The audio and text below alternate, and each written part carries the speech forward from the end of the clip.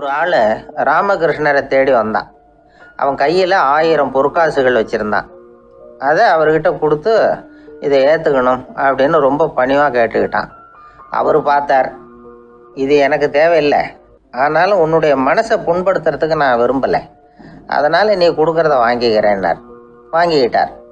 அப்புறம் கேட்டார், இதை பாரு, இனிமேல் இதெல்லாம் என்னுடைய இது தானே அப்படின்னார். ஆமாம், அதையெல்லாம் நான் உங்களுக்கே கொடுத்துட்டேன்னாவேன். சரி, இப்போ நீ எனக்காக ஒரு காரியம் பண்ணணும்னார். என்ன செய்யணும்னு சொல்லுங்கன்னா, இந்த நாணயங்களையெல்லாம் எடுத்துக்கிட்டு போய் கங்கை நதியில் எரிஞ்சுட்டு வா அப்படின்னார். இவனுக்கு அதிர்ச்சியாக போச்சு. என்ன பண்ணுறது, இனிமேல் அது முடியாதுன்னு சொல்ல முடியாது. ஏன்னா அந்த நாணயங்களையெல்லாம் அவருக்கே கொடுத்துட்டான். இனிமேல் அதெல்லாம் இவனுடையது இல்லை. பேசாமல் அவ்வளவே அள்ளிக்கிட்டு ஆத்தங்கரைக்கு போனான். போனவன் ரொம்ப நேரம் திரும்பியே வரல. ராமகிருஷ்ணருக்கு சந்தேகம், என்ன ஆச்சு அந்த மனுஷனுக்கு, காசுகளோடு அந்த கங்கையில் குதிச்சுட்டானா, போகும்பொழுதே ஒரு மாதிரியாக தான் போனான், போய் என்னன்னு பார்த்துட்டு வாங்க அப்படின்னார். அங்கே இருந்த ஒருத்தர் ஓடி போய் பார்த்தார். அவர் போய் பார்க்கும்பொழுது அவன் அங்கேயே இருந்தான். அதுக்கப்புறம் அவர் திரும்பி வந்தார். வந்து விவரத்தை சொன்னார். அதாவது அவன் கங்கை கரையில் உட்காந்துக்கிட்டு ஒவ்வொரு நாணயமாக 1 2ன்னு எண்ணி எண்ணி வீசிக்கிட்டு இருக்கிறான். அவனை சுற்றி ஒரு கும்பல் நின்றுக்கிட்டு அவனை தடுத்துக்கிட்டு இருக்குது அப்படின்னு விவரத்தை சொன்னார் போயிட்டு வந்தவர். இதை கேட்டதும் ராமகிருஷ்ணரே புறப்பட்டு அங்கே போனாராம். என்ன இப்படி பண்ணிகிட்டு இருக்கிற, நான் உன்னை அந்த நாணயங்களை கங்கையில் வீசி எறிய சொன்னேன், நீ ஏன் அதை எண்ணிக்கிட்டு இருக்கிற அப்படின்னார். பழக்கம்தான் காரணம், நான் ஒவ்வொரு நாளும் ஒவ்வொன்றா சேமித்து வச்சேன். இன்றைக்கி என்கிட்ட நிறைய இருக்குது, உங்களுக்கு ஒரு 1000 நாணயங்களை கொடுக்கணுங்கிறது என்னோடய ஆசை அப்படின்னா. இப்போ ராமகிருஷ்ணர் சொன்னார், ஒரே நேரத்தில் எல்லாத்தையும் சம்பாதிச்சிருந்தா நீ எண்ணுறது பொருத்தமாக இருக்கும். எல்லாத்தையும் இழக்கும்போது ஒவ்வொன்றா எண்ணிக்கிட்டு இழக்கிறதுங்கிறது சரியான செயல் இல்லை. அதனால் ஒரே தடவையாக எல்லாத்தையும் தூக்கி எறிஞ்சிடும் அப்படின்னார். இது இழப்பது அப்படிங்கிற ஒரு உயர்ந்த நிலை. இதை நாம் யதார்த்த வாழ்க்கையில் சம்மந்தப்படுத்தி பார்த்து குழப்பிக்கிட்டு இருக்கக்கூடாது. இழக்கிறேன்னு சொல்லிக்கிட்டு இருக்கிற காசையெல்லாம் ஆற்றுலையும் குளத்துலையும் கொண்டு போய் எரிஞ்சுட்டு வாங்க அப்படின்னு உபதேசம் பண்ணுறதாக யாரும் நினச்சிடக்கூடாது. இதில் நாம் புரிஞ்சிக்க வேண்டியது என்னென்னா, எதையாவது ஒன்றை இன்னொருத்தருக்கு கொடுக்கணும் அப்படின்னு விருப்பப்பட்டால் அதை மனப்பூர்வமாக கொடுத்துடணும். கொடுத்துட்டு அதையே நினச்சிக்கிட்டு இருக்கக்கூடாது. நம்மால் ஒருத்தர் ஒரு 100 ரூபா நோட்டை தன்னுடைய நண்பர் ஒருத்தர்கிட்ட கொடுத்து, இது உனக்கு தான் வச்சுக்கோ அப்படின்னார். அவர் பார்த்தார், இது இனிமேல் எனக்கு தானே சொந்தம் அப்படின்னார். ஆமான்னார் அவர். அப்படின்னா எனக்காக நீ ஒரு உதவி செய்யணும்னார். சொல்லுங்கள் செய்கிறேன்னார் அவர். இந்த 100 ரூபா நோட்டை தீ வச்சு கொளுத்தி விடுனார். இவர் அதிர்ச்சியாகி அவரை பார்த்தார். இப்போ அவர் சொன்னார், நீ எனக்கு அன்பாக கொடுத்தது இது, இந்த நோட்டு கள்ள நோட்டுங்கிறது எனக்கு முன்னாடியே தெரியும், சீக்கிரம் கொளுத்தி விடு, அதுதான் நம்ம 2 பேருக்குமே நல்லது அப்படின்னாராம் அவர்.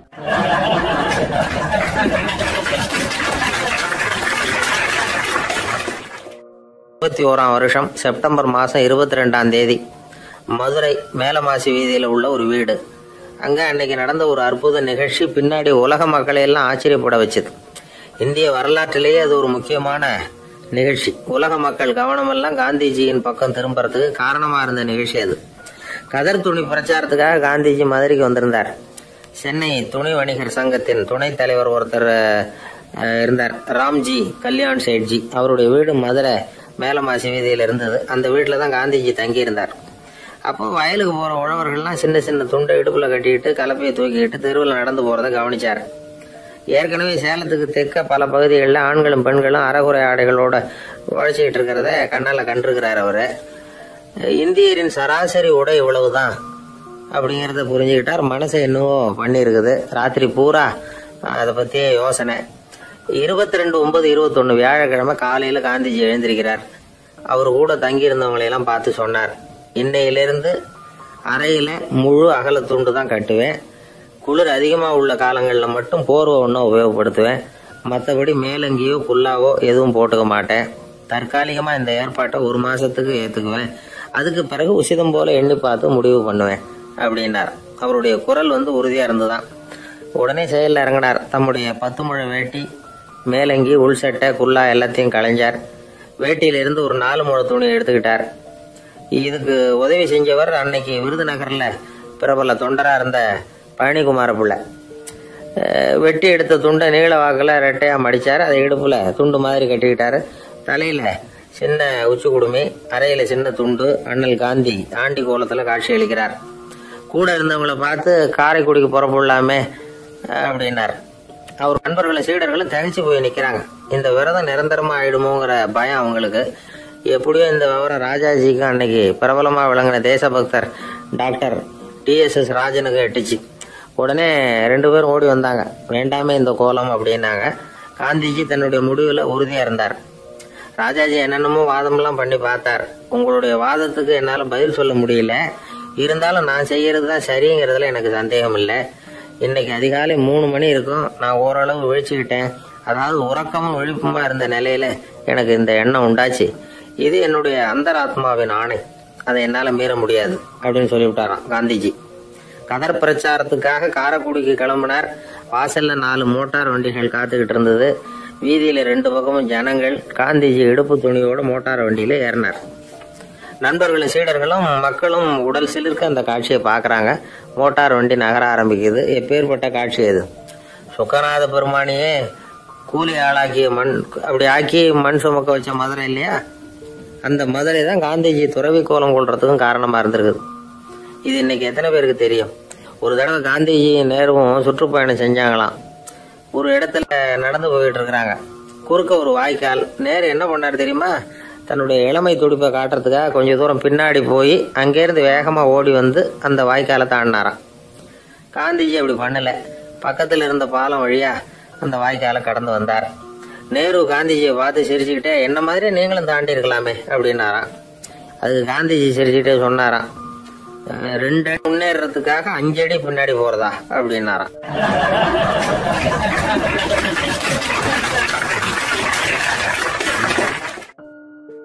ஒரு ஊர்ல ஒரு பெரிய செல்வந்தர் இருந்தார். பணத்துக்கு பஞ்சம் இல்லை. அதனால இந்த உலகத்துல முடியாத காரியம் எதுவும் இல்லைன்னு நினைச்சார். பணம் இருந்தாலும் அந்த நினப்பு தானா வந்துடும். அதனால இவரும் அப்படி நினைச்சதுல ஒன்றும் தப்பு இல்லை.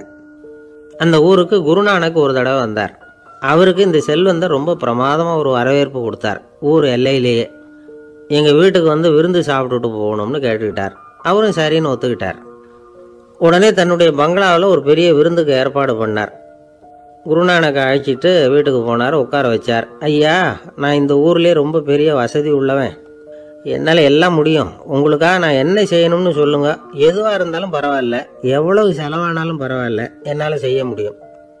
என்ன செய்யணும்னு சொல்லுங்க, அது போதும், நான் செய்கிறேன் அப்படின்னு நான் ரொம்ப பணிவா. இதை கேட்டதும் குருநானக் சிந்திச்சார் கொஞ்ச நேரம். அதுக்கப்புறம் தன்னோட சட்டை பைக்குள்ள கையை விட்டு ஒரு பழைய ஊசி ஒன்று எடுத்தார். அந்த செல்வந்தர்கிட்ட கொடுத்தார். இதை பாருங்க, இவ்வளவு தூரம் நீங்கள் கேட்கறதுனால சொல்கிறேன். எனக்கு நீங்கள் செய்ய வேண்டிய உதவி இதுதான்னார். ஊசியை கையில் வாங்கிக்கிட்டு இதை என்ன செய்யணும்னு சொல்லுங்க அப்படின்னார் அவர்.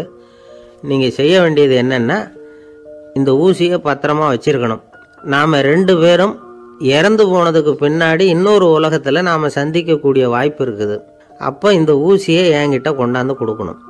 இதுதான் நீங்கள் எனக்காக செய்ய வேண்டிய உதவி அப்படின்னார் குருநானக் லேசாக சிரிச்சுக்கிட்டே. இதை கேட்ட உடனே இந்த பெரியவர் முழிக்க ஆரம்பிச்சிட்டார்.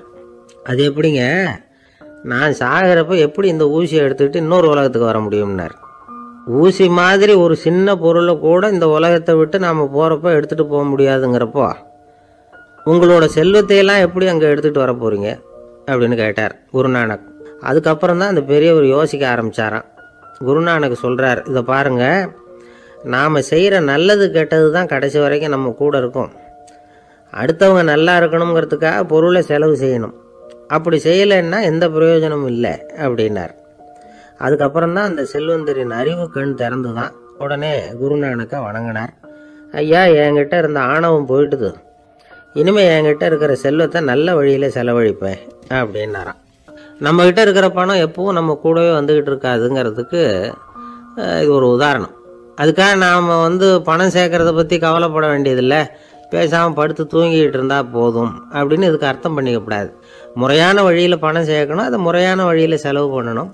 அதனால் ஏற்படக்கூடிய மன நிறைவு இருக்குது பாருங்கள், அது அனுபவித்தவங்களுக்கு தான் தெரியும்.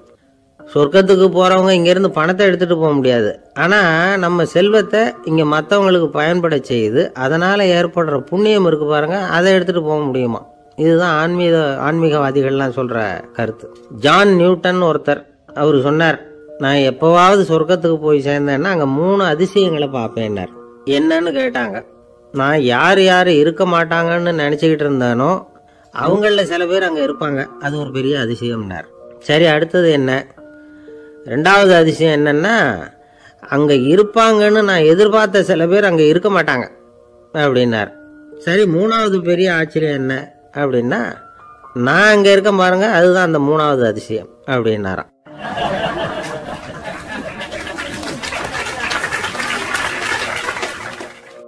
ஒரு கடற்கரை ஓரம் அங்கே ஒரு சின்ன கிராமம். அந்த கிராமத்தில் ஒரு சின்ன பள்ளிக்கூடம். கடற்கரை ஓரத்தில் உள்ள ஒரு விடுதியில் ஓய்வுக்காக ஒருத்தர் வந்து தங்கியிருக்கிறார். பள்ளிக்கூடத்தில் ஏதோ விழா நடக்கிறது மாதிரி தெரிஞ்சுது. உடனே அவர் அந்த பக்கமாக வந்தார். இங்கே என்ன நடக்குதுன்னு விசாரித்தார். பள்ளி ஆண்டு விழா நடக்குதுன்னாங்க. உடனே போனார். கண்காட்சி ஒன்று வச்சுருந்தாங்க. உள்ளே போய் பார்த்தார். பள்ளிக்கூடத்தில் படிக்கிற மாணவர்களே சொந்தமாக தயார் பண்ண பொருள்களை காட்சிக்கு வச்சுருக்கிறாங்க. அந்த ஊர் மக்கள்லாம் அதை கூட்டம் கூட்டமாக போய் பார்த்துக்கிட்டு இருக்கிறாங்க. இவரும் ஆர்வமாக அதையெல்லாம் பார்த்துக்கிட்டே போகிறார். ஒரு இடத்துல ஒரு சின்ன ரயில் செஞ்சு வச்சுருந்தாங்க, மாணவர்களே தயார் பண்ணது. மின்சாரத்தால் அது ஓடுறது மாதிரி பண்ணி வச்சுருந்தாங்க. அதில் ஒரு சின்ன பொத்தான் இருக்கும், அதை அமுக்குனா ரயில் ஓடும், சுற்றி சுற்றி வரும். மாணவர்கள் எதிரில் நின்று அதுக்கு விளக்கம் கொடுத்துக்கிட்டு இருக்கிறாங்க. இவர் அதை கவனித்தார். ரயில் ஓடுறத பார்த்தார். அங்கே நின்றுக்கிட்டு இருந்த மாணவர்கள்கிட்ட விளையாட்டாக கேட்டார், ஏன்பா இந்த ரயில் எதனால் ஓடுது அப்படின்னு கேட்டார். இவர் சக்தியினால் ஓடுது அப்படின்னாங்க மாணவர்கள். அது என்ன சக்தின்னு கேட்டார். அதுக்கு பேர் மின்சாரம் அப்படின்னாங்க. சரி, நீங்கள் மின்சாரத்தை பார்த்துருக்குறீங்களா அப்படின்னார். நாங்கள் பார்த்தது இல்லைங்க, ஆனால் இதை செய்யறதுக்கு எங்களுக்கு உதவி பண்ண ஆசிரியர் ஒரு பட்டதாரி, ஒரு கால் அவர் பார்த்துருக்கலாம் அப்படின்னாங்க. அவர் எங்கே இருக்காருன்னு கேட்டார். இதோ அழைச்சிட்டு வர்றோம்னு ஓடினாங்க. அவர் அழைச்சிட்டு வந்தாங்க. அவர்கிட்ட ஒரு பெரியவர் கேட்டார், மின்சாரத்தை நீங்கள் பார்த்துருக்குறீங்களா அப்படின்னு. மின்சாரத்தை பார்க்குறதாவது நான் பார்த்ததே இல்லை. நான் பார்த்தது அது செயல்படுற விதத்தை தான். அது விளக்கை வந்து எரிய வைக்குது, ரயிலை ஓட வைக்குது, இது மாதிரி எத்தனையோ எந்திரங்களை வந்து செயல்பட வைக்குது. ஆனால் உண்மையிலேயே அது என்னன்னு எனக்கு தெரியாது. ஒருவேளை இந்த பள்ளிக்கூடத்து தலைமை ஆசிரியருக்கு தெரிஞ்சிருக்கலாம், ஏன்னா அவர் ஒரு மேல்நிலை பட்டதாரி அப்படின்னாராம் அவர். சரின்னு போய் தலைமை ஆசிரியரை கூப்பிட்டுக்கிட்டு வந்தாங்க. அவர்கிட்டையும் இதே கேள்வி கேட்டாராம் அவர். மன்னிக்கணும், இந்த கேள்வி இதுவரைக்கும் யாரும் என்கிட்ட கேட்டதில்லை. சக்தியை யாரும் பார்க்க முடியாது, ஆனால் அது செயல்படும் விதத்தை தான் பார்க்க முடியும் அப்படின்னாராம் அவர். இப்போ இதுவரைக்கும் கேட்டுக்கிட்டு இருந்த பெரியவர் சிரித்தார். சிரிச்சுட்டு சொன்னாராம், சரி, அதுக்காக ஒன்றும் கவலைப்படாதீங்க, என்னுடைய பெயர் தாமஸ் ஆல்வா எடிசன் அப்படின்னாராம். இதை கேட்டதும் அங்கே இருந்தவங்களுக்கெல்லாம் அதிர்ச்சி, ஆச்சரியம். என்னது, நீங்கள் தானா எடிசன்? நீங்கள் எவ்வளவு மின்சார கருவிகளை உண்டாக்கி இருக்கிறீங்க, நீங்களா இந்த கேள்வியை கேட்டது அப்படின்னாங்களாம். ஆமாம், நான் தான் கேட்குறேன், ஏன்னா நானே மின்சாரத்தை பார்த்தது கிடையாது அப்படின்னாராம் அவர். அன்புங்கிறது இப்படிப்பட்டது தான்ங்கிறார் ஓஷோ. அன்புங்கிறது நம்ம உடற்கூறு அமைப்பில் இல்லை, அது நம்ம உடம்புல உள்ள சுத்த சக்தியின் வெளிப்பாடு. அதை உணரத்தான் முடியுமே தவிர பார்க்க முடியாது. அன்பே உன்னை வந்து நான் என் இருதயத்தில் வச்சிருக்கிறேன் அப்படின்னுலாம் சொல்லுவான். இதெல்லாம் சும்மா. இது வந்து டாக்டர்கள் சொல்கிற இருதயம் கிடையாது. அது வந்து ரத்தத்தை தள்ளுகிற ஒரு கருவி, அவ்வளவுதான். ஞானிகள் சொல்லுகிற இதயம் வேற, அது கண்ணுக்கு புலப்படாத ஒரு சக்தி. என்னுடைய இதயம் ரொம்ப விசாலமானது சார் அப்படின்னார் ஒருத்தர். அப்படிங்களான்னு ரொம்ப மரியாதையா, ஆமாங்க, டாக்டர் அப்படி தான் சொல்கிறார், கொஞ்சம் வீங்கி போய் பெருசாக இருக்குதான் அப்படின்னார்.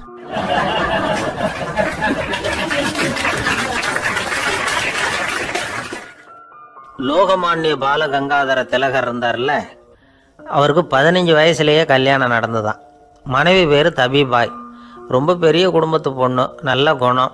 அவங்க குடும்பம் நடத்திக்கிட்டு இருக்கிறாங்க. அந்த காலத்தில் திருடர்கள் பயம் அதிகம். இந்த காலத்தில் மட்டும் என்னன்னு கேட்குறீங்களா? நீங்கள் கேட்குறது நியாயம்தான். இருந்தாலும் இந்த காலத்து திருடனுக்கும் அந்த காலத்து திருடனுக்கும் ஒரு முக்கியமான வித்தியாசம் உண்டு. அதாவது அந்த காலத்து திருடன்லாம் நியாயம் அநியாயம் பார்க்குறது உண்டு, இந்த காலத்தில் அப்படி பார்க்குறது இல்லை. அந்த காலத்தில் திருட வர்றவங்கள்ட்ட கூட ஒரு தார்மீக உணர்வு உண்டாம். அதாவது அப்போ உள்ள கொள்ளைக்காரங்க எதை களவாடினாலும் சரி, அரிசியை மட்டும் களவாடுறது இல்லையா, அப்படி ஒரு கொள்கை. அதனால் பாருங்கள், அந்த காலத்து பெண்கள் வந்து நகை நட்டுகளை பத்திரமா வைக்கணும்னா பெட்டியில் வைக்கிறது இல்லை, அரிசி பானையில் போட்டு வச்சு விடுறது. இப்போல்லாம் பேங்க்கில் வந்து சேஃப்டி லாக்கர்னு இருக்குல்ல, அது மாதிரி அந்த காலத்தில் வந்து சேஃப்டி லாக்கருங்கிறது அரிசி பானை.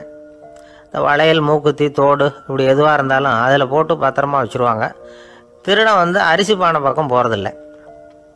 ஏன்னா சாப்பிட்ற விஷயத்தில் கை வைக்கக்கூடாது, அது பாவம் அப்படின்னு அவன் நினைக்கிறான். திலகரோட மனைவி தபீபாயும் அதே மாதிரி தன்னுடைய ஆபரணங்களை ஒரு அரிசி பானைக்குள்ளே போட்டு மூடி வச்சுருந்தாங்களாம். இப்படி இருந்தப்போ ஒரு நாள் ஒரு பிச்சைக்கார பொண்ணு வீடு வீடாக பிச்சை கேட்டுக்கிட்டே வந்திருக்குது. திலகர் வீட்டுக்கும் வந்து கர்மம் போடுங்க தாயே அப்படின்னு தான் அந்த பொண்ணு. அந்த அம்மா தபீபாய் காதில் இது விழுந்திருக்கு. உடனே கை நிறைய அரிசி அள்ளிக்கிட்டு வந்து போட்டிருக்கு. பாத்திரத்தில் அரிசியை போட்டதுக்கு அப்புறம் தான் தெரியுது பளிச்சுன்னு கண்ணில் படுது. அதாவது அந்த அம்மாவோட வைர மூக்குத்தி ஒன்று அரிசியோடு சேர்ந்து அந்த பிச்சைக்கார பொண்ணு பாத்திரத்தில் போய் விழுந்துட்டுது. இந்த அம்மாவுக்கு மனசுக்குள்ளே குழப்பம், என்ன இப்படி ஆகிட்டுதே, மூக்குத்தி போயிட்டுதே, பிச்சை பாத்திரத்துலேருந்து அதை எப்படி எடுக்கிறது அப்படின்னு தயக்கம். வாயை திறந்து அதை கேட்கறதுக்கும் கூச்சம். திண்ணையில் உட்காந்துருந்த திலகர் இவ்வளவையும் பார்த்துக்கிட்டு இருக்கிறார். மனைவியின் மனசுக்குள்ளே நடக்கிற மௌன போராட்டத்தை அவர் நல்லா புரிஞ்சுக்கிட்டாராம். மனைவியை பார்த்து சொன்னாராம், தபீபாய், இது வந்து தெய்வ சம்மதம். அவளுக்கு சேர வேண்டிய மூக்குத்தி அவகிட்ட போயிட்டுது. பிச்சை பாத்திரத்தில் விழுந்த மூக்குத்தியை எடுக்க வேணாம் அப்படின்னாராம். சரின்னு சொல்லிவிட்டு மேற்கொண்டு எதுவும் சொல்லாமல் அந்த அம்மா வீட்டுக்குள்ளே போயிட்டாங்களாம்.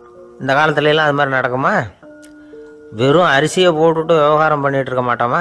ஒரு பெரிய மனுஷன் வீட்டுக்கு ஒரு பிச்சைக்காரன் வந்தான்.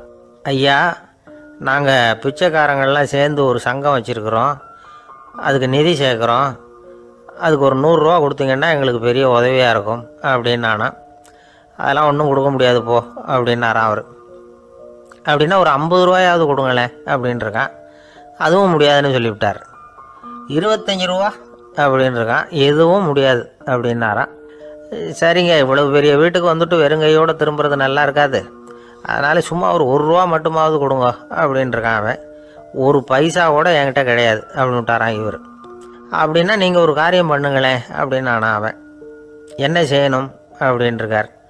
எங்கள் சங்கத்தில் நீங்களும் ஒரு மெம்பராக சேர்ந்துருங்க அப்படின்னானா.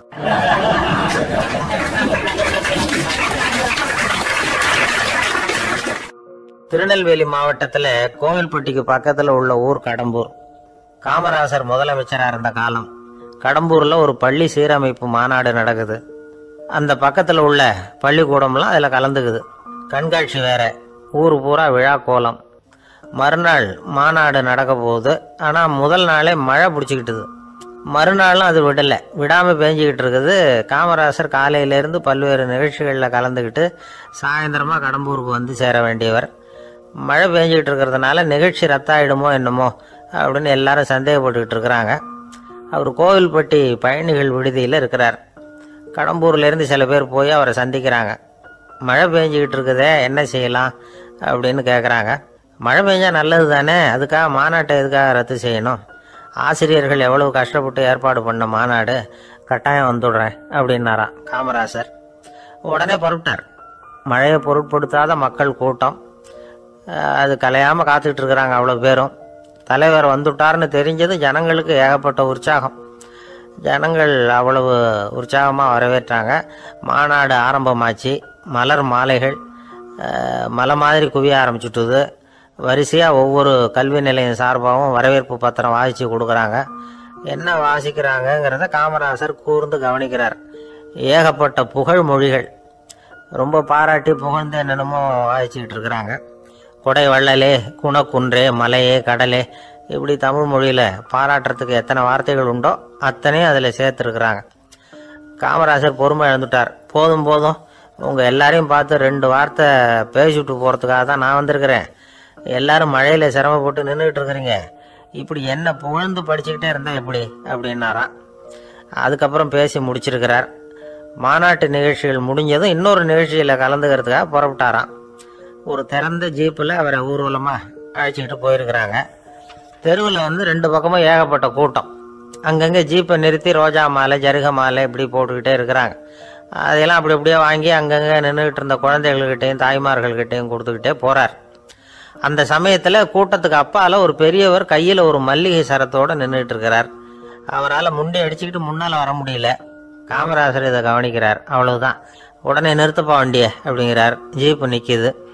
டிரைவரை பார்த்து, அதோ பார், அங்கே ஒருத்தர் நிற்கிறார் பார், அவரை இங்கே அழைச்சிட்டு வா அப்படின்னாராம். கூட்டம் வழி விடுது. அந்த பெரியவரை கிட்டத்தில் அழைச்சிட்டு வர்றாங்க.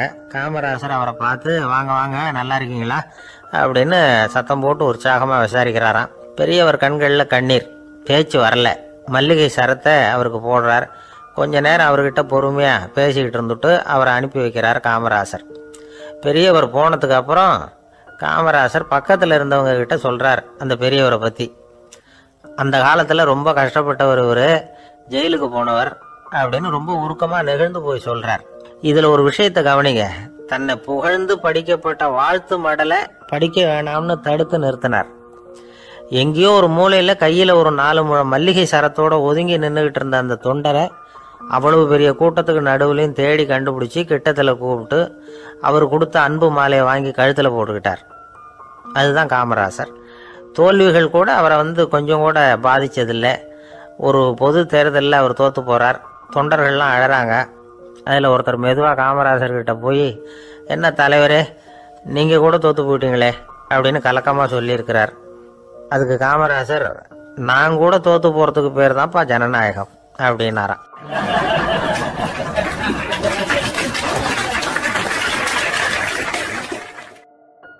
ஒருத்தர் ரொம்ப கவலையோடு உட்காந்துருந்தார். எதை பற்றி சார் கவலைப்படுறீங்கன்னு கேட்டோம். எதிர்காலத்தை பற்றி கவலைப்படுறேன்னார். ஏன்னு கேட்டோம். என்ன பண்ணுறதுன்னே தெரியல சார், எதிர்காலம் ஒரே இருட்டாக இருக்குது, பாதையே புரியலன்னார். இன்றைக்கி நம்ம இளைஞர்கள் பல பேருக்கு எதிர்காலம் இருட்டாக தான் தெரியுது. அவங்கெல்லாம் இந்த கதையை கொஞ்சம் கேட்கணும். ஒரு மலை அடிவாரத்தில் ஒரு சின்ன கிராமம். அந்த மலை ரொம்ப உயரமானது. அடர்த்தியாக செடி கொடிகள் மரங்கள் அதில் மண்டி கிடக்குது. பகல் வேளையில் இருட்டாக தான் இருக்கும், அவ்வளோ அடர்த்தி. அந்த மலை உச்சியில் ஒரு கோவில். நாள் ராத்திரியே புறப்பட்டாதான் காலையில் அந்த கோயிலுக்கு போய் சேர முடியும். கிராமத்து இளைஞன் ஒருத்தன் அந்த மலை உச்சிக்கு போக வேண்டியிருந்தது. கையில் ஒரு விளக்கை எடுத்துக்கிட்டு நாள் ராத்திரியே புறப்பட்டான். புறப்பட்டு போனவன் கிராமத்து எல்லையிலேயே நின்றுட்டான். ஏன் தெரியுமா? அவன் கையில் இருந்த விளக்கோட வெளிச்சம் 10 அடி தூரத்துக்கு தான் தெரியுது. அது வரைக்கும் தான் பாதை தெளிவாக இருக்குது. அதுக்கு அப்பால எல்லாம் ஒரே இருட்டாக இருக்குது, பாதை புரியல. இவன் யோசனை பண்ணி பார்த்தான். மனசுக்குள்ள ஒரு சந்தேகம். 10 அடி தூரம் தானே வெளிச்சம் தெரியுது, அப்படின்னா நாம் 10 அடி தூரம் தானே போக முடியும். அதுக்கு அந்தாண்ட ஒரே இருட்டாக இருக்குதே, அதில் எப்படி நாம் நடந்து போகிறது? நாம் ரொம்ப தூரம் நடந்து போய் ஆகணுமே. அப்படிப்பட்ட நினப்பெல்லாம் அவனுக்கு வந்துவிட்டது. இதுதான் அவன் மனசில் ஏற்பட்ட தயக்கம். இப்படி யோசிச்சுக்கிட்டே அந்த இளம் ஆசாமி புறப்பட்ட இடத்துலேயே நின்றுக்கிட்டு இருக்கிறான். அந்த சமயத்தில் ஒரு வயசான பெரியவர் அந்த பக்கமாக வந்தார். அவர் கையில் இதை விட சின்னதாக ஒரு விளக்கு வச்சுருந்தார். அது எப்படின்னா, அது ஒரு 5 அடி தூரத்துக்கு தான் வெளிச்சம் காட்டுது. அவ்வளவு சின்ன விளக்கு. அவரும் மலை உச்சிக்கு போகிறதுக்காக தான் வந்துகிட்டு இருக்கிறார். அவரை பார்த்து இவன் கேட்டான், என்ன பெரியவரே, இவ்வளவு சின்ன விளக்கை வச்சுக்கிட்டு அவ்வளவு தூரத்துக்கு எப்படி மலையேற போகிறீங்க அப்படின்னு கேட்டான். நீ ஏன் இப்படி தயங்கிட்டே நிற்கிறேன்னு கேட்டார் பெரியவர். என்கிட்ட இருக்கிற விளக்கு 10 அடி தூரத்துக்கு தான் பாதையை காட்டுதுன்னா. இப்போ பெரியவர் சொன்னார், தம்பி, உன் கையில் இருக்கிற விளக்கு கொடுக்குற வெளிச்சத்தை வச்சு நீ முதல்ல 10 அடி தூரம் முன்னாடி போ. 10வது அடியில் போய் நின்றுக்கிட்டு பாரு. மறுபடியும் ஒரு 10 அடி தூரத்துக்கு பாதை தெரியும். இப்படி உன் கையில் இருக்கிற விளக்கு தொடர்ந்து வெளிச்சம் காட்டிக்கிட்டே இருக்கும். நீ முன்னேற முன்னேற அந்த வெளிச்சமும் முன்னேறும். அதனால் எத்தனை கிலோமீட்டர் தூரம் வேணும்னாலும் நீ இந்த 10 அடி தூரம் வெளிச்சத்தை வச்சுக்கிட்டே நீ போயிடலாம், புறப்படு அப்படின்னார். இப்போ தான் அந்த பெரியவர் சொன்னது இளைஞனுக்கு பளிச்சுன்னு புரிஞ்சுதான். உடனே உற்சாகமாக புறப்பட்டான், உச்சிக்கு போய் சேர்ந்தான். இந்த கதையிலேருந்து நாம் புரிஞ்சிக்க வேண்டியது என்ன தெரியுமா? நீண்ட கால திட்டம் ஒன்று போடும் பொழுது நமக்கு முன்னாடி இருக்கிறத மறந்துட்டு மனசை போட்டு குழப்பிக்க கூடாது. உங்கள் கையில் என்ன இருக்கோ அதுலேயே உங்கள் எதிர்காலம் மறைஞ்சிருக்குது. கண் முன்னாடி தெரியறத வச்சு ஆரம்பிங்க, போக போக வழி தானா புலப்படும் அப்படிங்கிறார் ஒரு பெரியவர். பெரிய பயணங்களையெல்லாம் இப்படி தான் நடத்த வேண்டியிருக்கும். ஒவ்வொரு அடியாக எடுத்து வச்சா ஓடி போய் சேர்ந்து விடலாம். மலைச்சி போய் நின்றுட்டா நின்றுக்கிட்டே இருக்க வேண்டியது தான். நம்ம ஆள்லாம் ரொம்ப மோசமாக இருக்கிறாங்க. ஒருத்தன் அப்படி தான் நீண்ட தூரம் பிரயாணம் ஒன்று புறப்பட்டான். ரயில் போய்கிட்டே இருந்தது. கொஞ்சம் தூரம் போச்சு, பாதி வழியில் கையில் வச்சுருந்த டிக்கெட்டை காற்றுல விட்டுட்டான். ஐயோ, என் டிக்கெட்டு போயிட்டுதே அப்படின்னு கத்த ஆரம்பிச்சிட்டான். பக்கத்தில் இருந்த பெரியவர் அவனை பார்த்து பரிதாபப்பட்டு, கவலைப்படாத தம்பி, போனால் போகுது, வேறு டிக்கெட் வாங்கிக்கலாம் அப்படின்னு ஆறுதல் சொன்னார். அதுக்கு அவன் சொல்கிறான், சார் நான் அதுக்காக அழலை, அந்த டிக்கெட்டு கிடைச்சா தானே நான் எந்த ஊருக்கு போகணுங்கிறது எனக்கு தெரியும் அப்படிங்கிறான்.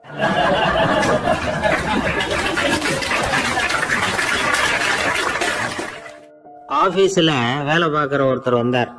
பேசாமல் ஒரு 10 நாள் லீவ் போட்டுடலாமா பார்க்குறேன் அப்படின்னார். ஏன்னு கேட்டோம். என்னுடைய மேலதிகாரி ஒரு முசுடு சார், அவர்கிட்ட வேலை பார்க்குறது ரொம்ப கஷ்டமாக இருக்குது அப்படின்னார். ஆஃபீஸில் வேலை பார்க்குறவங்கெல்லாம் ஒரு விஷயத்தை நல்லா ஞாபகத்தில் வச்சுக்கணும்.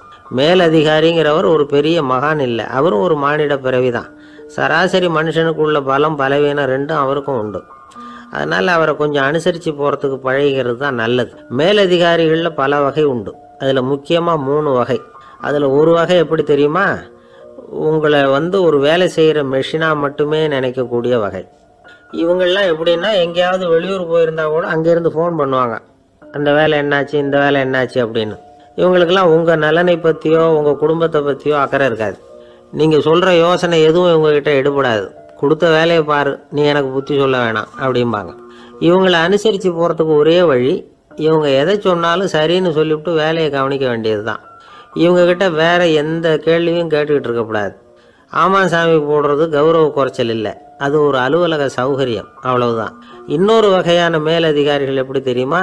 இவங்கெல்லாம் ஆஃபீஸ் வேலையை பற்றி அதிகமாக கவலைப்பட்டுக்கிட்டு இருக்க மாட்டாங்க. தங்களுடைய சொந்த இமேஜ் பாதிக்கப்படக்கூடாதுங்கிறதுலேயே கவனமாக இருப்பாங்க. இவங்கெல்லாம் அடிக்கடி உங்கள் நலனை விசாரிப்பாங்க.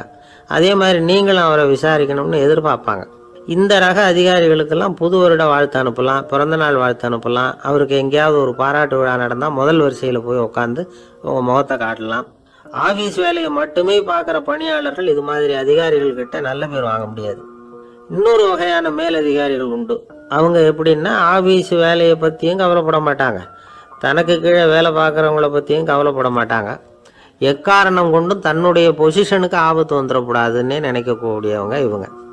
இவங்களால் கடுமையான வேலை செய்யவும் முடியாது, தீர்மானிக்கவும் முடியாது. எந்த முடிவையும் எடுக்காமல் அப்படியே தள்ளி போட்டுக்கிட்டே போடுவாங்க எல்லாத்தையும். இதனால் என்ன ஆகும்னா, இவருக்கு கீழே வேலை பார்க்குற உங்களுக்கு பொறுப்பு அதிகமாகிடும். இவங்ககிட்ட போய் பிரச்சனையை மட்டும் சொல்லி பிரயோஜனம் இல்லை, அதுக்கான முடிவுகளை நீங்களே சொல்லணும். அப்போ தான் இது மாதிரி அதிகாரிகள்கிட்ட நல்ல பேர் வாங்கலாம். அட்லீஸ்ட் கெட்ட பேர் வாங்காமலாவது காலம் தள்ளலாம். ஆஃபீஸில் வேலை பார்க்குறவங்க முக்கியமாக சில விஷயங்களை ஞாபகத்தில் வச்சுக்கணும். ஆஃபீஸில் நடக்கிற நல்லது கெட்டது எதுவாக இருந்தாலும் உடனடியாக மேலதிகாரிகிட்ட தெரிவிக்கிறது நல்லது. 3வது மனிதர் மூலமாக அதை அவர் தெரிஞ்சுக்கிறது அவ்வளவு நல்லதில்லை.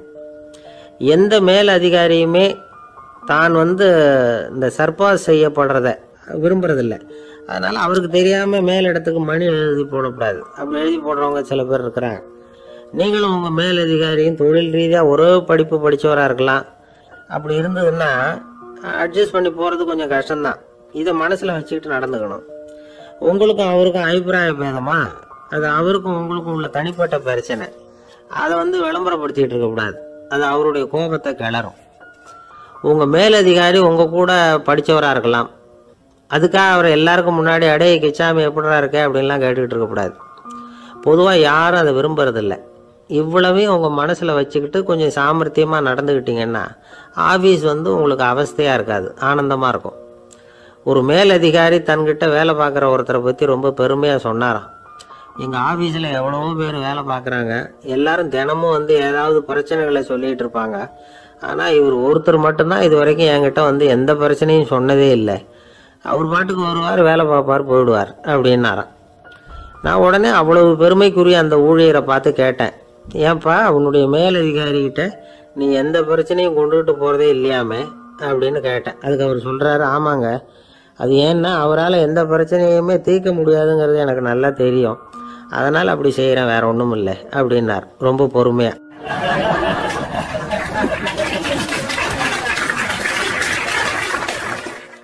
ஒரு அப்பாவுக்கு 2 பிள்ளைங்க. மூத்தவன் ரொம்ப அடக்கம், அப்பா எது சொன்னாலும் கேட்பான், பெரியவங்களுக்கு கீழ்ப்படிஞ்சு நடப்பான். இளையவன் அப்படி இல்லை, தான் நினச்சதை தான் சொல்லுவான், செய்வான். அடுத்தவங்க சொல்கிறத கேட்க மாட்டான், அடங்கி நடக்க மாட்டான். இந்த 2 பேரில் யாரை உங்களுக்கு பிடிக்கும்? பெரியவனை தான் பிடிக்கும், ஏன்னா அவன் தான் சொல்கிற பேச்சை கேட்குறவன் அப்படின்னு சொல்லுவீங்க. ஆனால் ஒரு ஞானி என்ன சொல்கிறார் தெரியுமா? ஒரு குழந்தை அதன் அறிவுக்காக மதிக்கப்பட வேண்டுமே தவிர அதனுடைய கீழ்ப்படியும் தன்மைக்காக அல்ல அப்படிங்கிறார். நம்ம குழந்தைகளை சுயமாக சிந்திக்கிறதுக்கு நாம் விடுறதில்ல, மற்றவங்கள பார்த்து காப்பி அடிக்கிறதுக்கு தான் நாம் அவங்களுக்கு கற்றுக் கொடுக்குறோம். புகழ்பெற்ற மனிதர்கள் சிலருடைய பேரை சொல்லி நீயும் அவர் மாதிரி ஆகணும், இவர் மாதிரி ஆகணும் அப்படின்னு சொல்லிகிட்டே இருக்கிறோம். குழந்தைகள் தங்களுடைய தனித்தன்மையை வளர்த்துக்கிறதுக்கு நாம் தடையாக இருக்கிறோம். ஒரு குழந்தைகிட்ட அனாவசியமாக நம்பிக்கையை வளர்த்துடக்கூடாது, எந்த கோட்பாட்டையும் திணிக்கக்கூடாது. நாம் ஏற்கனவே அர்த்தமில்லாத கருத்துக்களையும் கொள்கைகளையும் மனசில் போட்டு நிரப்பி வச்சுருக்கிறோம். இந்த உலகத்துக்கு புதுசாக சேர்ந்திருக்கிற ஒரு குழந்தையின் தூய்மையான மனசில் நம்ம கருத்துக்களை அறிமுகம் செய்ய அல்லது திணிக்கிறதுக்கு நமக்கு எந்த அதிகாரமும் கிடையாது. ஒரு குழந்தைய நீ இந்த மதத்தை சேர்ந்தவன் அப்படின்னு பிறந்ததுமே ஒரு முத்திரை குத்தி விடுறோம். இது அதோட சுதந்திரத்தை ஆரம்பத்திலேயே கிள்ளி எறிகிறது மாதிரி தான். நீங்கள் ஒரு மதத்தின் வழிமுறைகளை கடைப்பிடிச்சிக்கிட்டு வர்றீங்க, அந்த வழியில் போய்கிட்டு இருக்கிறீங்க, சரி, அதனால் போகிறீங்க. அதுக்காக உங்கள் குழந்தையையும் அதே வழியில் தான் வரணும் அப்படின்னு கட்டாயப்படுத்துறதுக்கு உங்களுக்கு என்ன உரிமை இருக்குது? அந்த குழந்தை சுயமாக சிந்தித்து ஒரு முடிவுக்கு வரட்டுமே, அதுக்கு நீங்கள் ஏன் தடையாக இருக்கிறீங்க? நமக்கு உண்மையிலேயே நம்ம குழந்தை மேலே அன்பு இருந்தால் இது மாதிரி திணிப்பு வேலைகளை செய்யக்கூடாது. திணிப்பு வேலைகளிலிருந்து குழந்தைகளை காப்பாற்றினா போதும், அதுதான் ரொம்ப முக்கியம். அடுத்த தலைமுறை அற்புதமான தலைமுறையாக உருவாகும். நாம் தான் சாதி மத சங்கடங்களில் மாட்டிக்கிட்டு தவிக்கிறோம். அவங்களாவது சாதி மத வேறுபாடு இல்லாத சமுதாயத்தை பார்க்கட்டுமே, அந்த சௌகரியங்களை அனுபவிக்கட்டுமே. அதுக்கு நாம் என்ன செய்யணும்னா ஒன்றும் செய்யாமல் இருந்தால் போதும். ஒரு குழந்தைகிட்ட நம்ம கருத்தை திணிக்கும் பொழுது என்ன ஆகுது தெரியுமா? அது அவனை அவங்ககிட்ட இருந்தே அப்புறப்படுத்தி விடுது, அவனுடைய தனித்தன்மையை அழிச்சுடுது, அவனை ஒரு எல்லைக்குள்ளே திணிச்சுடுது. இதெல்லாம் அன்புங்கிற பேரால் பெற்றோர்கள் செய்கிற தப்பு.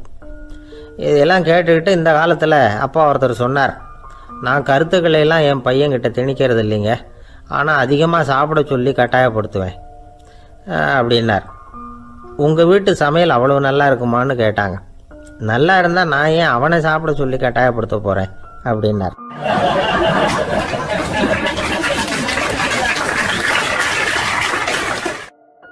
ஒரு மனுஷனை பார்த்து என்கிட்ட வாலாட்டாதே அப்படின்னு சொன்னால் அவன் நம்மக்கிட்ட ஏதோ வம்புக்கு வர்றான்னு அர்த்தம். ஒரு நாயை பார்த்து யாரும் என்கிட்ட வாலாட்டாதே அப்படின்னு சொல்கிறது இல்லை. ஏன்னா நாய் வாலாட்டுனா அது நம்மக்கிட்ட தன்னுடைய நன்றியை தெரிவிக்கிறதாக நினச்சிக்கிட்டு இருக்கிறோம். ஆனால் அது அப்படி இல்லை அப்படின்னு சொல்கிறாங்க அது சம்பந்தமான நிபுணர்கள். ஒரு நாய் தன்னுடைய வாலை இந்த பக்கமும் அந்த பக்கமுமா இப்படியும் அப்படியும் ஆட்டிக்கிட்டு இருந்தா அது பதட்டத்தில் கூட இருக்கலாம். நாய் நட்பாக இருந்தாலும் வாலாட்டும், ஆத்திரத்தில் இருந்தாலும் வாலாட்டும், கோபத்தில் இருந்தாலும் வாலாட்டும், குழப்பத்தில் இருந்தாலும் வாலாட்டும், மகிழ்ச்சியாக இருந்தால் கூட அது வாலாட்டும். அதை நாம் தப்பாக புரிஞ்சுக்கிட்டு அதுக்கிட்ட போய் மாட்டிக்கக்கூடாது. நாயை பற்றி எனக்கு நல்லா தெரியும் அப்படின்னு சொல்கிறவங்க கூட அதுக்கிட்ட கடி வாங்கிட்டு நிற்கிறது உண்டு. நிபுணர்கள் என்ன சொல்கிறாங்க தெரியுமா? எப்போவுமே நாய்கள் திடீர்னு கடிச்சு விடுறதில்ல, கடிக்கிறதுக்கு முன்னாடி சில அறிகுறிகளை காட்டும். அதை சரியாக புரிஞ்சுக்கிட்டோம்னா தப்பிச்சுக்கலாம். ஒரு வீட்டுக்கு போகிறீங்க, அங்கே புதுசாக ஒரு நாயை பார்க்குறீங்க, உடனே அதுக்கிட்ட போய் குனிஞ்சு சிரிச்சுக்கிட்டே அது தலையில் தட்டுறீங்க. இது ரொம்ப தப்பான். ஒரு நாய் இன்னொரு நாயை நேருக்கு நேர் பார்த்து பல்ல காட்டுனா அது தன்னுடைய தன்முனைப்பை காட்டுதுன்னு அர்த்தமா. உன்னை விட நான் பெரியவன் அப்படின்னு சொல்லுதுன்னு அர்த்தம். அதனால் நீங்கள் அது மாதிரி கிட்ட போய் சிரிக்கிறோம் அப்படின்னு நினச்சிக்கிட்டு பல்ல காட்டினா உங்களையும் எதிரியாக நினச்சிரும். இன்னொரு விஷயம் என்னென்னா, தலையில் தட்டுனா நாய்க்கு பிடிக்காது. அது தன்னை அடக்கிறதாகவும் அச்சுறுத்துறதாகவும் நினச்சிக்கிட்டு இருக்கும். சரி, அப்படின்னா புதுசாக ஒரு இடத்துல அல்லது வீட்டில் நாய்க்குட்டியை பார்த்தா என்ன பண்ணுறது? நீங்கள் சும்மா இருங்க, அதுவாக கிட்ட வரட்டும். அதுக்கப்புறம் அதுக்கிட்ட கனிவாக பேசுங்க. கன்னம், மார்பு, தோல் இங்கெல்லாம் தட்டலாம், தப்பு இல்லையா? தலையில் தான் தட்டப்படாதான். ஒரு நாய் உங்களை நோக்கி ஓடி வருது, நீங்களும் ஓடுனா அது துரத்த ஆரம்பிச்சிடும். அசையாமல் சில மாதிரி நின்றுடுங்க, அது கிட்ட வராது. அதுக்கு ஆர்வம் இல்லாமல் போயிடும். ஒரு தெருவில் சின்ன பிள்ளைங்க நிறைய பேர் விளையாடிக்கிட்டு இருக்கிறாங்க. அப்போ சில நாய்கள் அங்கே ஓடி வருது. எல்லாரும் ஓடினாங்க. அப்படி ஓடுறப்போ ஒரு பையன் கால் தடிக்க கீழே விழுந்துட்டான்.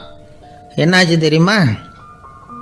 துரத்திக்கிட்டு வந்த நாய்கள்லாம் கீழே விழுந்தவன ஒன்றும் செய்யலை, அவன்கிட்டே போகல, ஓடிக்கிட்டு இருந்தாங்கல்ல பசங்க, அவங்கள துரத்திக்கிட்டு அவங்க பின்னாடி ஓடிச்சான்.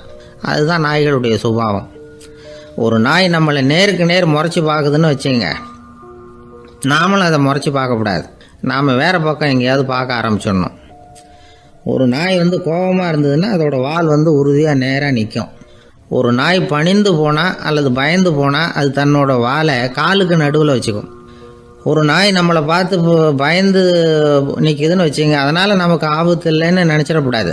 உங்களை பார்த்துட்டு ஒரு நாய் ஒடுங்குச்சுன்னா நீங்கள் விலகி போயிடணும் அப்படின்னு அது நினைக்குது. நிறைய பேர் பயந்து போன நாயால் கடிபடுறாங்க. இவன் நம்மளை விட பெரிய ஆள், மாட்டிக்கிட்டோம், வேறு வழி இல்லை அப்படிங்கிற நினப்பில் தான் நாய் கடிக்க ஆரம்பிக்குதான்.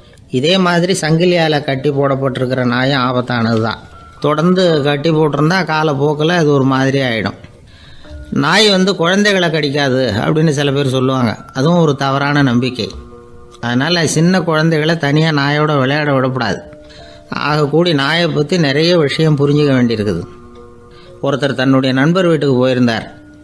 அவசியம் எங்கள் வீட்டில் சாப்பிட்டுட்டு தான் போகணும் அப்படின்னு ரொம்ப அன்பாக சொல்லிவிட்டார்.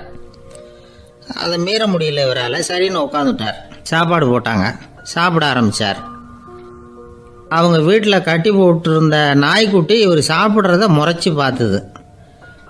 ஏன் இப்படி என்ன அது முறைச்சி பார்க்குது உங்கள் வீட்டு நாய்க்குட்டி அப்படின்னு அவர் கேட்டார். அப்போ அவங்க சொன்னாங்களாம், அதுக்கிட்ட ஒரு கெட்ட பழக்கங்க, தன்னோட தட்டில் யார் சாப்பிட்டாலும் அது அப்படி தான் முறைச்சி பார்க்கும் அப்படின்னாரா அவர்.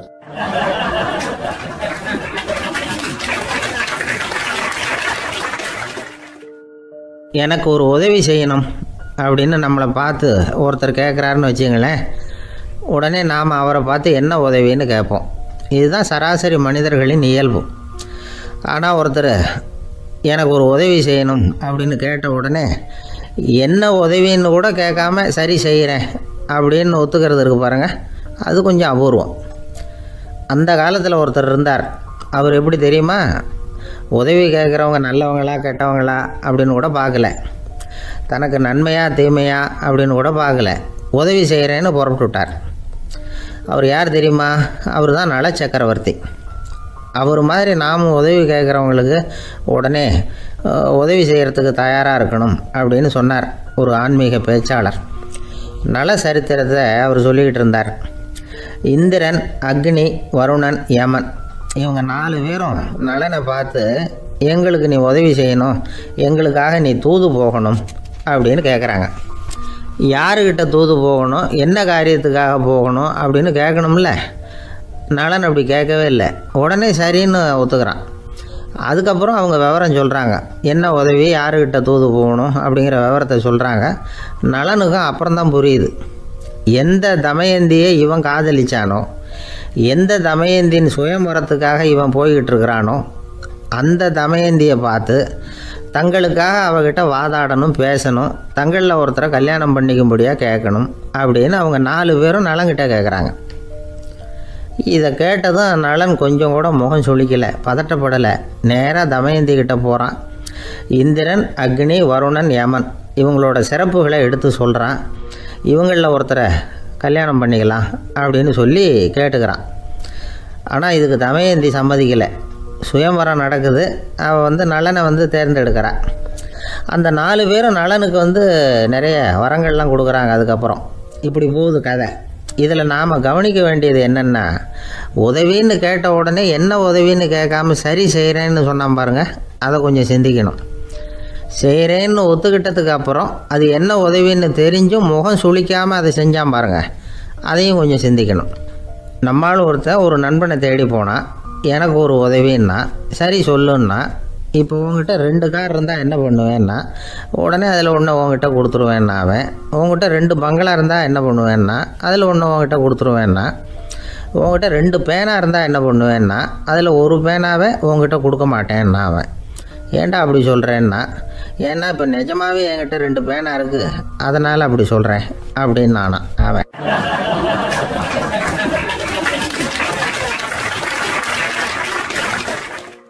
ஒரு ஊரில் ஒருத்தர் இருந்தான். ஏதோ ஒரு சின்ன அலுவலகத்தில் வேலை பார்த்துக்கிட்டு இருந்தான். ரொம்ப ஏழை. வர்ற கொஞ்சம் வருமானத்தை வச்சு வாழ்க்கையை ஓட்டிகிட்டு இருந்தான். ஒரு நாள் தெரு வழியாக அவன் நடந்து வந்துக்கிட்டு இருக்கிறான். தெருவில் ஒரு காசு கிடந்தது. அதை பார்த்துட்டான். அதை குனிஞ்சு எடுத்தான். அது ஒரு பழங்கால காசு. அந்த காசு நடுவில் ஒரு துளை இருந்தது. அதாவது துளையிட்ட நாணயம். பழங்காலத்தில் புழக்கத்தில் இருந்த ஒரு நாணயம் அது. துளையிட்ட நாணயம் கிடைச்சதுன்னா ரொம்ப நல்லது, அது அதிர்ஷ்டம் அப்படின்னு ஒரு நம்பிக்கை உண்டு. இவன் கையில் அது கிடைச்சதும் ரொம்ப சந்தோஷப்பட்டான். இனிமேல் என்னுடைய கஷ்டம்லாம் தீரப்போகுது, அதிர்ஷ்டம் என்னை தேடி வரும், நான் பணக்காரன் ஆகிடுவேன் அப்படின்னு சொல்லிக்கிட்டு அந்த காசை தன்னுடைய கோட்டு பையில் பத்திரமா போட்டு வச்சுக்கிட்டான். அடிக்கடி அதை தொட்டு பார்த்துக்கிறது உண்டு, வெளியில் எடுக்க மாட்டான். இப்படியே கொஞ்ச காலம் ஆச்சு. அதுக்கப்புறம் என்னாச்சு தெரியுமா? நிஜமாகவே அதிர்ஷ்டம் அவனை தேடி வர ஆரம்பிச்சுட்டுது. செல்வம் வந்து குவிஞ்சுது. பணம், பதவி, புகழ் எல்லாம் வந்து சேர்ந்தது. சமூகத்தில் அவன் ஒரு பெரிய மனுஷன் ஆகிட்டான். எல்லாரும் அவனை பாராட்டினாங்க. அவன் எதை தொட்டாலும் வெற்றி, எல்லாம் அந்த காசோட மகிமை அப்படின்னு அவன் மனசுக்குள்ளே நினச்சிக்கிட்டான். தினமும் காலையில் அந்த கோட்டை போட்டுக்கிட்டு தான் வெளியில் கிளம்புவான். புறப்படுறதுக்கு முன்னாடி கோட்டு பாக்கெட்டை தொட்டு பார்த்துக்குவான், உள்ளே காசு இருக்கா அப்படிங்கிறத உறுதிப்படுத்திக்குவான். அதுக்கப்புறம் தான் வெளியில் கிளம்புவான். இப்படியே பல வருஷம் ஓடி போச்சு. ஒரு நாள் அவனுக்கு அந்த ஆசை வந்துட்டுது. அதாவது அந்த துளையிட்ட நாணயத்தை எடுத்து கண்ணால் பார்க்கணும் அப்படின்னு. காலையில் சாப்பிட்டுக்கிட்டு இருந்தான். அப்போ தன்னுடைய மனைவிகிட்ட சொன்னான், ரொம்ப நாளைக்கு அப்புறம் என்னுடைய அந்த நாணயத்தை இன்றைக்கி வெளியில் எடுத்து பார்க்க போகிறேன்னா. என்னத்துக்கு அது, இப்போ அதை பார்க்க வேணாமே அப்படின்னு மெதுவாக இழுத்தாங்க அந்த அம்மா. இல்லை நான் பார்த்தே தீரணும் அப்படின்னு அவன் தன்னுடைய சட்டை பைக்குள்ளே கையை விட்டான். உள்ளே இருந்த நாணயத்தை வெளியில் எடுத்தான். பார்த்தா அவனுக்கு ஆச்சரியமாக போச்சு. அந்த நாணயத்தில் துளையே இல்லை. என்ன ஆச்சு அப்படின்னு சொல்லி அவன் ரொம்ப குழம்பு போயிட்டான். இப்போ அந்த அம்மா சொன்னாங்க, நான் தான் ஒரு நாள் உங்கள் கோட்டு ரொம்பவும் தூசியாக இருக்கேன்னு சொல்லி அதை ஜன்னலுக்கு வெளியில் உதறினேன். உள்ளே இருந்த அந்த காசு அப்போ எனக்கு தெரியாது, ஞாபகத்தில் இல்லை. அது தெருவில் விழுந்துட்டது போல இருக்கு. அதுக்கப்புறம் எவ்வளவோ தேடி பார்த்தேன், கிடைக்கல. அதுக்குள்ளே அதை யாரோ எடுத்துகிட்டு போயிட்டாங்க போல இருக்கு. அது இல்லைங்கிறது உங்களுக்கு தெரிஞ்சால் வருத்தமாக இருக்குமேங்கிறதுக்காக நான் தான் வேற ஒரு நாணயத்தை எடுத்து சட்டை பைக்குள்ளே வச்சுட்டேன் அப்படின்னு விவரத்தை சொன்னாங்க அந்த அம்மா. இது எப்போ நடந்ததுன்னு கேட்டான். உங்களுக்கு அந்த காசு கிடைச்சதே அன்னைக்கு மறுநாளே இது நடந்து போச்சு அப்படின்னாங்களாம். இதை கொஞ்சம் யோசனை பண்ணி பாருங்க. அவனுக்கு அதிர்ஷ்டத்தை கொடுத்தது அந்த நாணயம் இல்லை, அவனுடைய நம்பிக்கை, அதாவது தன்னம்பிக்கை. அதுதான் வேலை செஞ்சிருக்கு. இதிலிருந்து நாம் தெரிஞ்சுக்க வேண்டியது என்னன்னா, வாழ்க்கையில் முன்னேற நினைக்கிறவங்களுக்கு தன்னம்பிக்கை ரொம்ப முக்கியம். அது இல்லைன்னா முன்னேற முடியாது. ஒருத்தன் சொன்னானா, நான் எப்போவுமே என்ன தான் சார் நம்புவேன், மற்றவங்கள நம்ப மாட்டேன். நேற்றுக்கு பாருங்க, திடீர்னு 10 பேர் என்னை அடிக்க வந்துட்டாங்க, நான் ஒருத்தனாவே அதை சமாளித்தேன் அப்படின்றான் ரொம்ப பெருமையா. அது எப்படின்னு கேட்டாங்களாம். ஒரே ஓட்டமாக அங்கேருந்து ஓடி வந்துட்டேன் அப்படின்னு.